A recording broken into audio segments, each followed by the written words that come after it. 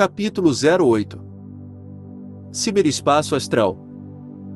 Em 1964, a Rand Corporation, em Santa Mônica, Califórnia, publicou um relatório que poucos magos leram, mas que tinha profundas implicações para qualquer pessoa com interesses esotéricos. O relatório foi escrito por um funcionário da Rand chamado Paul Baran, na tentativa de responder algumas difíceis perguntas dos militares norte-americanos. No auge da Guerra Fria, o Pentágono estava profundamente preocupado com o que poderia acontecer à rede de comunicações norte-americana na eventualidade de um ataque nuclear. Desde 1960, os generais vinham percebendo que não só as redes existentes se revelariam inúteis, como nem se imaginava ainda uma rede que pudesse sobreviver. Eles delegaram o problema à Rand, um grupo de intelectuais especializados em solução de problemas, na forma de duas perguntas abrangentes. 1. Como os americanos poderiam evitar a destruição dos seus centros de controle durante um ataque nuclear? 2. Como o governo norte-americano poderia lidar com uma rede de comunicação estilhaçada por uma?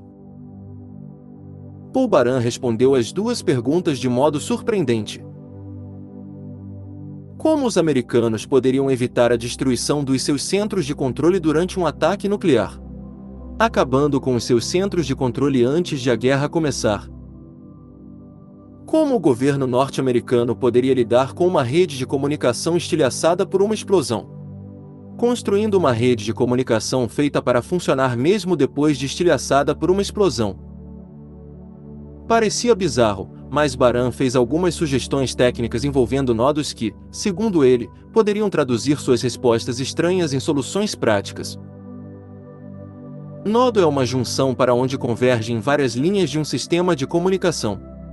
A primeira ideia de Baran era fazer com que todos os nodos do sistema cumprissem a mesma tarefa básica, assim como as antigas bases militares.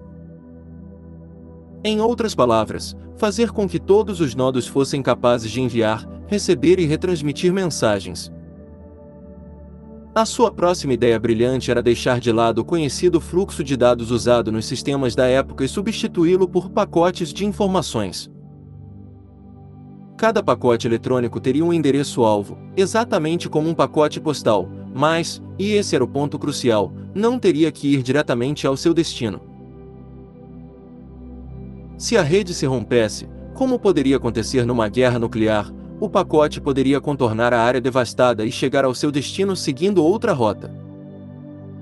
Como os pacotes seriam transmitidos na velocidade do pulso elétrico, não se perceberia nem mesmo uma diminuição na velocidade de transmissão. 4 anos depois, o National Physical Laboratory, na Grã-Bretanha, fez experimentos para saber se as ideias de Baran funcionariam na prática.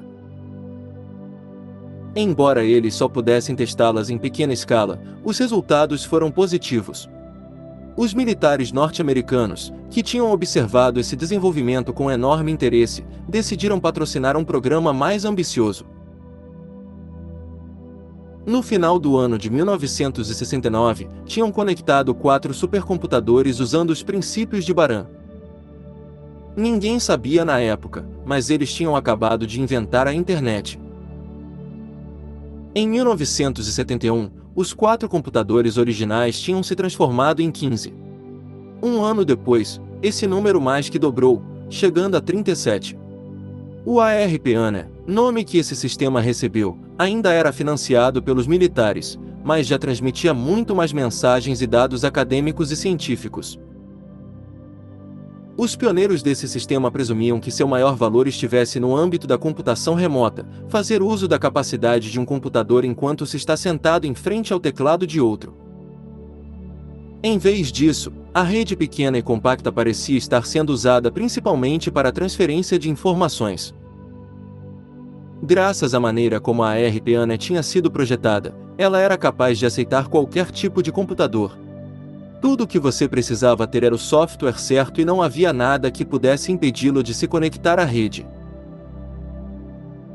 Tantas pessoas se juntaram à rede que os militares, que teoricamente ainda controlavam a ARPANE, a tornaram um sistema aberto e criaram outro separado, chamado Milne, que conectaram a ARPANE. Redes independentes como a Bitne, A USN e a UCP não tardaram a se unir a ela. O mesmo fez a NASA e o Departamento de Energia dos Estados Unidos e as várias autoridades de saúde norte-americanas. Em 1989, a ARPANE original tinha sido tão digerida por esse monstro de crescimento rápido que deixou formalmente de existir. O último controle militar remanescente desapareceu. Surgiu a internet, como a conhecemos hoje. Como você pode concluir dessa história, a internet na realidade não passa de um determinado número de computadores interconectados para a troca de informações por meio de linhas telefônicas. Mas atualmente esse número é gigantesco.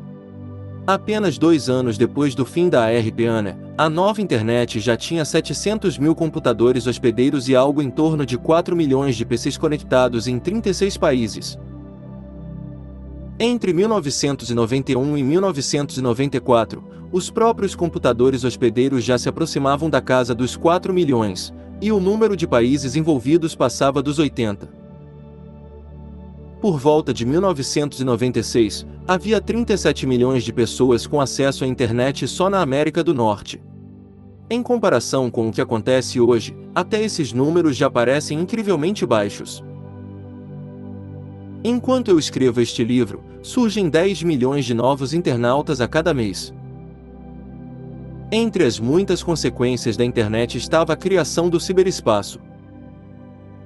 O ciberespaço é o grande mundo abstrato da informação digital, acessível por meio da interface que você usa quando se conecta à internet.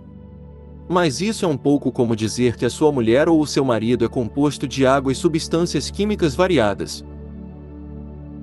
Isso não deixa de ser verdade, mas diz muito pouco sobre a realidade. A maioria das pessoas vivencia a realidade do ciberespaço por meio da World Wide Web, que não é tanto uma parte da internet quanto um modo de comunicação com a internet como um todo. A web se apresenta como uma série de páginas eletrônicas interligadas. Muitas dessas páginas são guarnecidas com imagens e cores. Praticamente todas elas têm algum texto. Em muitos aspectos, são como páginas da sua revista preferida. A única diferença das revistas impressas é que as páginas da web podem incluir imagens em movimento ou sons, e sempre tem potencial para interação. A interação, mais do que qualquer outra coisa, é o que faz a diferença. É possível ilustrar melhor o que tudo isso tem a ver com o plano astral usando um dos mais intrigantes exemplos de interação simultânea da internet: os jogos multi, ou RPGs multijogadores. Os MUD, Multi-User Doom, G1, são uma versão computadorizada dos velhos jogos em que os participantes assumem o papel de personagens fictícios que vivem num mundo de fantasia. Num MUD, você faz simplesmente isso na internet, enquanto, ao mesmo tempo, faz muitas, talvez centenas, de outras coisas. O resultado é que muitas, talvez centenas de mentes se concentram na criação de um universo particular. Elas montam o seu cenário e vivem no seu ambiente. Os MUDs não são as únicas áreas da internet onde isso acontece. E anos bem recentes, as cidades da internet romperam por toda a World Wide Web. A realidade física dessas cidades não é nada mais do que trilhas magnéticas num disco de computador, mas não é desse modo que se apresentam. Os internautas são levados a pensar nelas como lugares de verdade.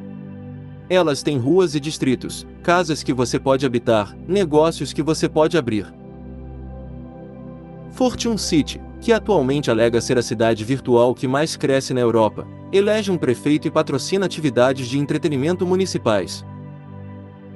Como ninguém conhecia nada desse tipo antes do desenvolvimento da internet, uma nova palavra foi cunhada para descrevê-lo. Dizemos que o mundo dos MUDs ou dos arranha-céus das cidades existe no ciberespaço. No meu livro da Internet 16 eu defino o ciberespaço, muito bem, acho eu, como a imaginação humana impulsionada pelo fluxo de dados de um sistema de computador. Mas a imaginação humana está inextricável plano astral.